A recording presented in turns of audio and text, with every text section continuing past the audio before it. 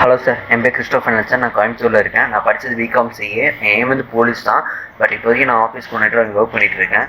And இது வரைக்கும் நான் அட்டன் பண்ண போலீஸ் எக்ஸாம் பார்த்தீங்கன்னா நான் வந்து SI 2000 அட்டன் பண்ண ஃபஸ்ட் என்னோட எக்ஸாமு.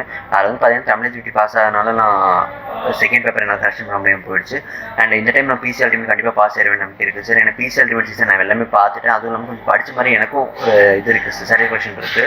ஸோ SI விட இந்த டைம் பிசி நான் டக்குன்னு பாஸ் ஆயிடுவேன் நம்பிக்கை எனக்கு கண்டிப்பாக இருக்குது சார்.